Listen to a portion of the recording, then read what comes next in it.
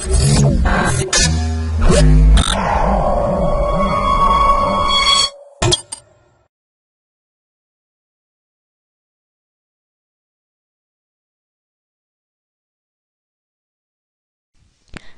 to MyProjectBazaar.com. Let me discuss about the project Cognitive and Energy Harvesting based D2D communication in cellular networks, stochastic geometric modeling and analysis. Let me discuss about the abstract of the project. The amount of data traffic in cellular networks has been increasing dramatically in the past few decades. To cope with traffic increase, heterogeneous cellular network has been introduced to improve the network performance by offloading traffic to access points with better link quality.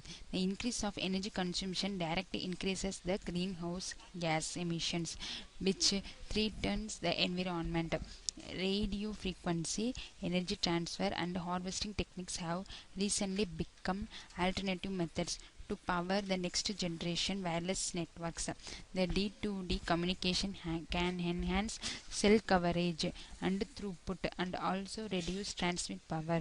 The study investigates cognitive and energy harvesting based device to device communication underlying cellular networks. Energy harvesting based device to device communication for cellular network are proposed. For implementing this approach, spectrum access policies are proposed at both uplink and downlink.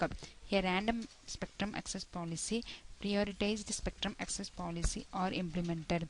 In RSA, cellular user can select any of the available channel, which includes the D2D channels. Whereas in the case of PSA, cellular user can select D2D channel only when the remaining channels are occupied conditions. The SINR outage probability requirements are estimated under both spectrum access policies, that is RSA and PSA. Among RSA and PSA policy provides better performance to the device-to-device users.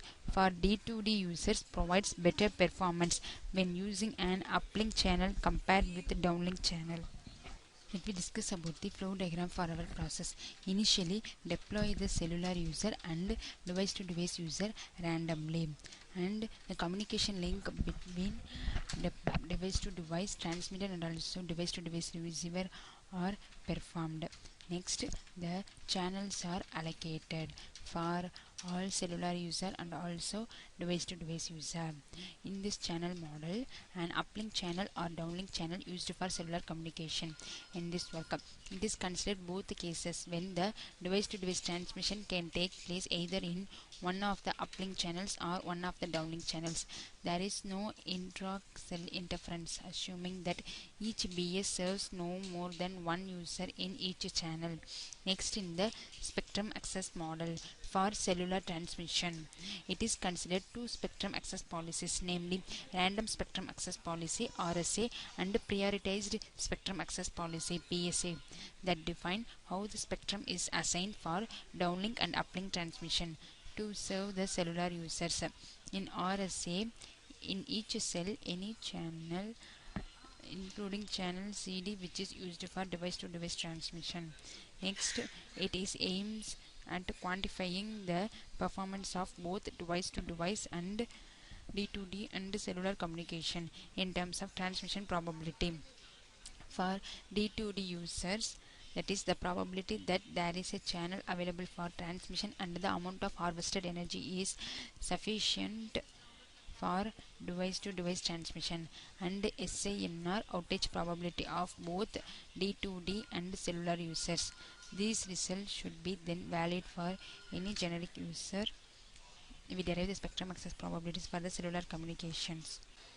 Let me discuss about the running procedure for our process. Select the main.m file in the current folder, right click the file and run for executing this process. Here the cellular user, device to device transmitter and device to device receivers are deployed randomly, and the potential D2D links are performed between device to device transmitter and also D2D receiver, and the RSA and PSA algorithms are performed for allocating the channel spectrum allocation process. This process will take some time for executing. This is the representation of base station deployment. We deploy the base station randomly. This is the representation of cellular user deployment. These are deployed randomly. And this is the device to device transmitter deployment. And this is the device to device receiver deployment. This orange node represents the device to device receiver, and this is the potential device to device links between device to device transmitter and also device to device receiver. And this is the potential device D2D links with the radius representation. Here the circle having radius between device D2D transmitter, and this is the transmission probability point for a generic D2D transmitter versus the intensity of BSS. And this is the transmission probability for a generic D2D transmitter versus the intensity of BSS. Here the graph performed for downlink RSA and downlink PSA, as well as uplink RSA and also uplink PSA, and the simulated results. And this is the transmission probability point for transmission probability, free channel probability, sufficient energy probability, and proposed approach. Obtain the values. This is the transmission probability point for transmission probability, free channel probability, sufficient energy probability, and also proposed approach. This is the SINR outage probability for downlink RSA, downlink PSA, uplink RSA, uplink PSA, and proposed approach. The transmission probability point, downlink RSA, downlink PSA, uplink RSA, uplink PSA, and proposed approach. This is the SINR outage probability for D2D users. And this is the SINR outage probability for device to device transmitter versus the number of available channels. These are performed for RSA and PSA for both uplink and downlink cases. The simulated results are plotted. This is the SN outage probability for device to device transmission versus the number of available channels. These are performed for both RS and PSA algorithm for both the cases of downlink and uplink cases. Also, the proposed approaches are implemented in similar way.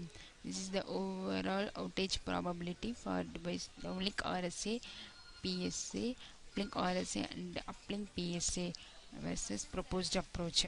RF energy harvesting based D2D communication implemented for both downlink and uplink cellular network.